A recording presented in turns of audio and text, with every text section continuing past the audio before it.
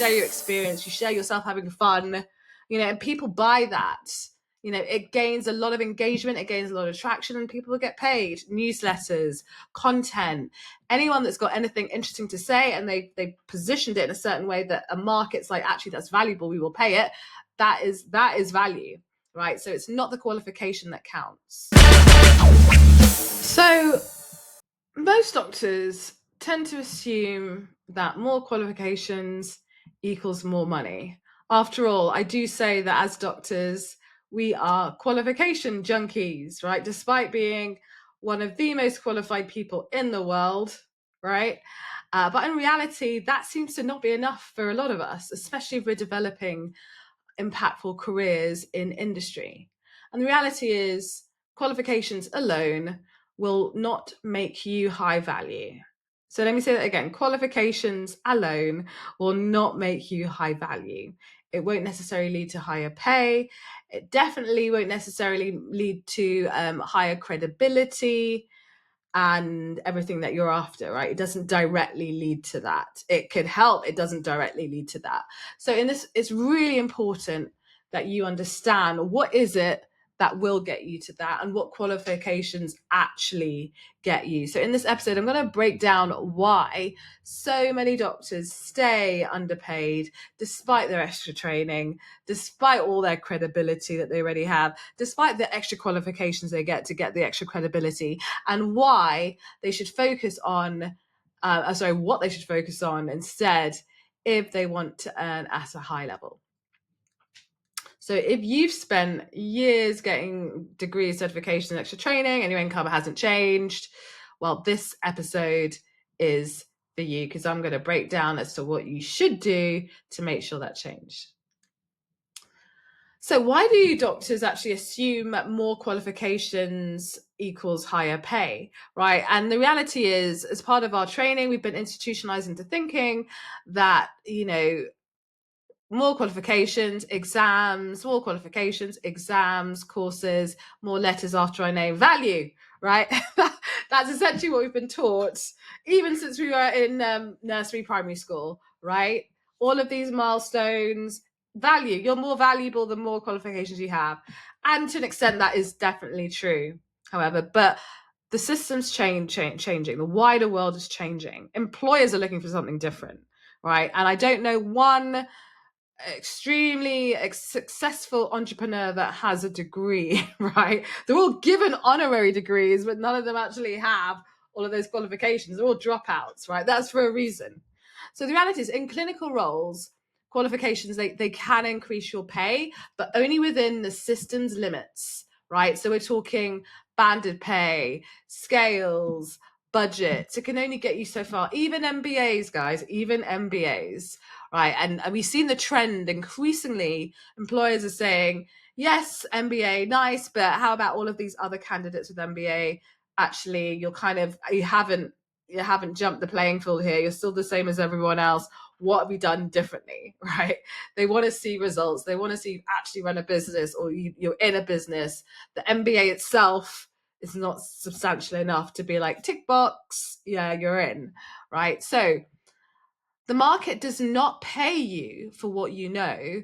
It pays you for the problems you solve. So remember, we as doctors, we're professional problem solvers, right? We're professional problem solvers. So why not use that more than an extra qualification, right, as the value bit? So I see so many like highly certified professionals and doctors still struggle with their money versus people that do not have as many qualifications, or any, actually, I should say, earning more because of how they position themselves. So I use the example of like influencers. Anyone with a lived experience, say in a health condition, for example, they go on social media. You could be even 5 or 10 to do this, right? You don't even have to be an adult, and you share your knowledge, you share your experience, you share yourself having fun, and people buy that. It gains a lot of engagement, it gains a lot of traction, and people will get paid. Newsletters, content, anyone that's got anything interesting to say and they positioned it in a certain way that a market's like, actually, that's valuable, we will pay it. That is value, right? So it's not the qualification that counts, right? And many doctors feel like they're not ready They're not ready until they just get one more qualification done, just that diploma, just that master's, just that extra course, right? We're not quite ready yet. But the reality is, I don't know about you, I did not feel ready to be a doctor after I finished my 5 years of medical school, right? 5 years, I still wasn't really like, oh, I mean, I can practice now, really? So much theory, not that much in the way of real hands-on, confident practice, right? And that experience, that confidence actually came from working as a doctor. All the theory, great. The practice, actually doing it, the actual taking action. And so if you're developing a career in industry, it's the taking action that actually counts. That is where your confidence is. That is where your value is. That where you failed, whether you succeeded. That's what people love to hear about, because that's where you've got real world practical experience. So the high earners, they focus on their real world practical experience to position themselves effectively towards solving specific problems that either people or companies have. They do not focus on their qualifications. So some of the really common mistakes that doctors make, right, are, as I said, thinking qualifications alone will attract high-paying opportunities. They don't, because if a qualification is readily available to take, then you're not going to be the only one doing it, right? There's going to be a lot of other people doing that same qualification, and then you're basically at this kind of very level playing field. You're still amongst the competition. So if you are going to do a qualification, you've got to have something else. If you want to stand out, not just a qualification alone will be enough. So employers and clients, they don't pay for degrees, they pay for outcomes. So again, if you're a clinician and you're competing clinically, then yes, some opportunities will require you. They'll require you to have a degree, but to be on top of your medical degree. But to be fair, if you came along, did not have that degree or qualification or MBA, whatever it is, but you had something else that they saw that was valuable. It could be your network, could it be your commercial experience, could it be the fact that you're well known already, or influencer. They would definitely choose that over just a tick box qualification. So remember, it's really important you need to package your expertise in a way that's valuable to the right audience. So in the Doctors in Industry Fellowship, we talk about the most valuable audience. So that is the people that have a problem that you can solve, and they will also pay you to solve that problem, right? Relying on employer set pay scales instead of setting your own price is another mistake that doctors make. So we're used to fixed pay bands. We don't negotiate our pay as doctors, and no matter how much more we do, in real terms, we won't get beyond that band. That's just how it is, right? And so remember, like, if you want to really make that shift, you have to move from the employee mindset of, you're telling me what I'm going to be paid and where I'm valuable, to the high value expert mindset, which is, hey, I'm going to tell you how much I should be, how much this value is worth, right? And then you decide whether you're going to pay that or not, and then you negotiate. So there's way more wiggle room there than there is as an employee. So that is a very second common mistake, that doctors, they're told this is what you're going to be paid, and then they just say yes, right? And the third is not really learning the high value skills like sales, positioning, and packaging expertise. And people don't even know what that is a lot of the times. People think sales is for people in retail, or it's not for doctors, or it's too slimy, it's too pushy, you don't want to be too spammy. But sales is another skill. It's a skill. Some people are good at it because they've learned it the real professional way, and some people are not so good at it because they haven't learned it the real professional way. And so the doctors that you see in industry right now, the best paid ones, the most successful ones, they're not necessarily the most qualified, but they are the ones that know how to package their expertise. They know how to sell and position themselves as a go-to expert, and they have a clear offer at a premium price. So, we've had doctors who have come in, junior doctors I'm talking about, so don't go like, senior doctors don't have to call. Junior doctors, we've worked with them. So we had one particular one who wanted to develop themselves in consulting, right? Consulting with tech companies. And again, consulting with tech companies is very broad, but dealing with a specific problem in a tech company to do with complex health systems, they focused on that being their real niche. And so they packaged what they did.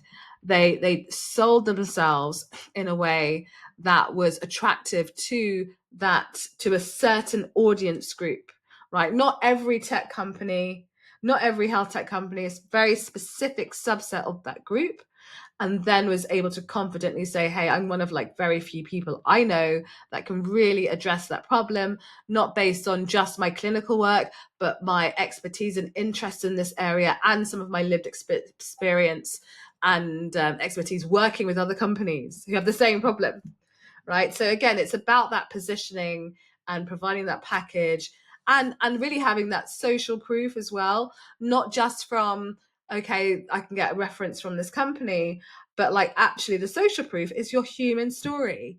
Like, why is it that you have committed to this journey and committed to solving this problem? And this particular doctor had committed because they'd worked in a clinical environment, and this particular problem was quite substantial, that it was costing the trust they were working for at least hundreds of thousands of pounds every month. Every month. Right. So you can imagine if you could solve that problem, you'd be saving these companies a heck of a lot of money. Right. And you could charge a premium for that and it would look like a bargain in relation to how much money was solved. So what do you do instead, right? What do you focus on instead of like getting more qualifications? I mean, like, we're addicts, we're junkies, we love a qualification, a good qualification. But if you're like, okay, I'm gonna like take some time away from these qualifications. I mean, I personally decided I was going to stop taking qualifications about 5 years ago after I did my Caesar route. So that's when you become a consultant, but on down the DIY route. And I was like, I'm done. I've done so many. I literally have an alphabet for my name. I'm done. Right. So what do you focus on instead when you're done? Like I was. So I identified a high value problem that I could solve. And for me, it was really helping doctors to avoid being underpaid, especially when developing themselves as high value experts, right? I mean, there's lots of other problems that I was solving that were not high value, by the way. And so it really is important to focus on a problem where you will be paid highly for it. That's just one of the several problems. I mean, there's lots of low value problems that I was trying to solve, but there were lots of high value problems that I did help solve, especially in organizations and companies. For example, recruitment, headhunting, high value campaigns, a whole range of different things, right? So the question you need to ask yourself is, what problem am I really passionate about that people or companies will pay me to solve? And a way of delivering that is usually through consulting, advisory, coaching, industry expertise, even courses and training, right? The next is package your expertise into a high value offer, right? So stop trading time for money, doing the hourly rate thing. It's very limited. It can be very limited. And it's really important to create a premium offer. So that's usually around 5K plus, around helping your client or helping the individual that you're working for or providing a service to get real transformational outcomes, not just any outcome, transformational outcomes. For example, you could say I'm going to sell my consulting for £150 an hour, or you could package a £7,000 strategy or advisory program that you could sell again and again and again, and then start outsourcing and doing less and less work to do it, right? So those are the key differences. Learn how to sell and position yourself as a high value expert. So these opportunities aren't advertised. They're never advertised, in fact, and they're never like put on your lap either. You need to create a system to attract and close high paying clients or customers, right? So you need to create that system. Learning how to do that is like, you have to go and learn how to do that, because it's not something that just happens organically, right? And it might look like it with other doctors doing it, but it's not organic. It's something you need to learn, just like learning medicine, right? It's a strategy. So it's really important that you, especially if you're looking to go broad, and especially after you feel like you've tapped out your existing network, so family and friends. So I always say, start off with, if your friends do not know what you're doing, if your family does not know what you're doing, you haven't spoken to near enough people, and in some ways stay away from LinkedIn, because you haven't done the practice and you haven't put the work in. Because a lot of your initial clients and customers will come from people you know, right? So then go onto LinkedIn. If you want to, you don't have to use LinkedIn, depending on where your clients or your most valuable audience are. Start networking strategically. Don't be talking to everybody and anyone about everything. Speak specifically to the audience that you care most about, so the ones that will pay you to solve that problem, and create content that really helps position you as a thought leader, right? So an authority in that area. And this is why it's so important to create a niche, because a very specific, deep niche, by the way, because at the end of the day, if you really want to stand out, it's easy to become a thought leader in your area if you're one of very few people, if not the only person doing that. I use the example of Gordon, music health tech. We've got Desaline, sleep tech. We've got another fellow who's sustainability consulting. It's got to stand out, and it's got to be quite unique for people to be like, oh, I haven't found that. I'm going to really engage with it. Those are high value clients that will be attracted to you. So if you found this episode valuable, got some golden nuggets there, take some action. That's all I say. Take action on what you've learned today. Think about what steps could you take in the next week or 30 days that could really change the game for you, instead of getting your wallet out and paying for another qualification, because the return on investment is not going to be as high as you think. So if you're someone who's actually genuinely quite serious about replacing your clinical income and learning how to build a high value consulting, coaching, or advisory business, we've opened up slots for our accelerator, our high value expert business accelerator, right? This is a small group mastermind. It's not for every doctor. It's only for literally a handful of doctors who are looking to grow quickly with their businesses, their service-based businesses, and want to leverage the premium pricing strategy, right? So we also have that, and we also have the fellowship for doctors who are developing high-value careers in industry. So if you are interested, check the link below or go to drsindustry.com/inquire, ENQUIRE. So remember, you don't need another qualification. You just don't need one. Even if you're early on or junior in your career, you have so many junior doctors that are really killing it in their industry careers without any more qualifications. You just need the right strategy to position, package, and sell your expertise, your passions. It doesn't have to be medical related or healthcare related. You can monetize anything these days. This is the world we live in, and that's what's so great about it. You can literally monetize anything at a high level these days, but you need to do the work, the market research, and the strategy to actually do it effectively and sustainably to a point where you can replace your clinical income. So doctors earning at the top aren't always the most qualified at all. They're the ones that just mastered how to communicate and monetize their own value. So if you're ready to do that, if you're ready to invest in that element of you to ensure that the world really gains the benefit of you, then let's talk. On to the next episode.